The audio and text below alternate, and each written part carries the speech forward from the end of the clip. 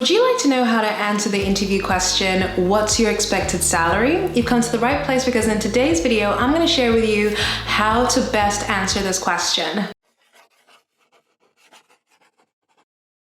Hi, welcome to this channel. My name is Jo Randolph, and on this channel, I share with you how to get your dream job and build a career that you love. If you want to watch videos like this, come and join us and subscribe. I post new videos every single week. I want to talk about how to best answer the question, what is your expected salary? I'm guessing that when you get this question, you feel anxious, and actually, you know what? This anxiety that you're feeling is spot on because you kind of intuitively know that this is a very risky question to answer, and I'm going to share with you what to do when you ask this question.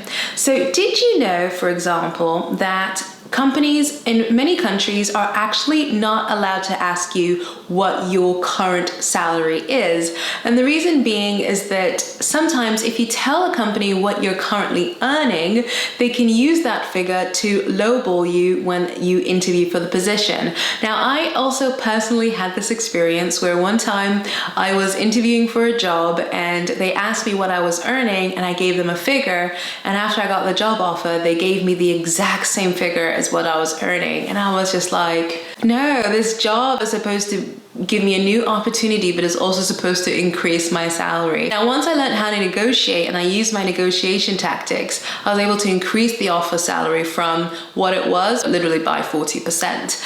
And I do actually have a separate video on how to negotiate, so if you want to watch that, just click on the link here.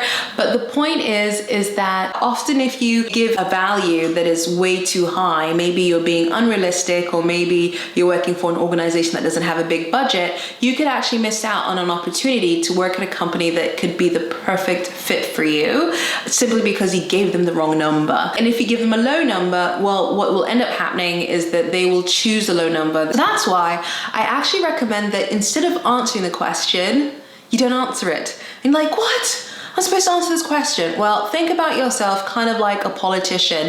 If you are watching television and your politician has been asked a very tricky question, aren't they really good at just giving a vague answer and then deflecting to a more important issue for them to discuss? So in other words, when they're asking you this question, instead of answering it, you want to provide a vague answer that doesn't really answer their question, and you want to deflect the conversation into something else that's more around you being the right fit for the position. So let me give an example. Let's say, for example, you want to make X amount of money, but the reality is that when you are applying and interviewing for this job, you don't know what budget the team has, you don't know what their upper limit is, and you don't know what their lower limit is. Even if they tell you, you don't know where they are thinking of pricing you. So the easiest thing to do is, instead of guessing, and unfortunately guessing incorrectly, which is natural and almost inevitable, instead of doing that, instead focusing on saying, I don't actually have any strong expectations as it stands.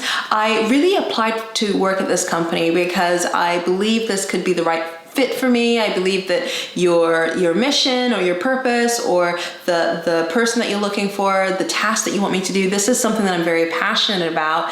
And it's very difficult for me to tell you what my expected salary is because there is still so much I'm learning about your organization in terms of what you expect of me to fulfill in this position, and also the other benefits that you offer as part of your offer package. What would be really helpful is to learn more about your company and is to see if we're a really good fit, and hopefully we are. And if we are, then towards the end of the interview process, then I would be more than happy for us to discuss an offer package that works well for both of us. Now, if you say something along the lines of that, along those lines, you can kind of use language that you're more comfortable with, then the recruiter might feel like you're evading the question, and you might feel a little bit anxious saying it, but it is okay. And I want you to know it's okay because other people do it and they get away with it. And guess what? You can get away with it too. Anyways, I hope you found that video useful. If you did, please give it a thumbs up and subscribe. If you want more guidance on how to negotiate, I recommend you watch my video on the key steps for negotiating a salary increase of up to 40%.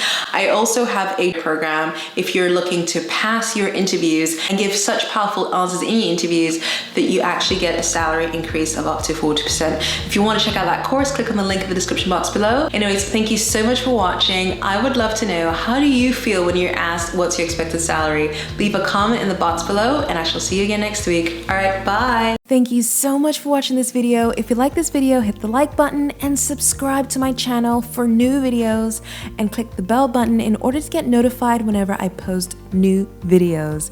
There are so many more videos you can watch right now, so click on the video on the left or the right or the left or the right. I can't wait to see you next week.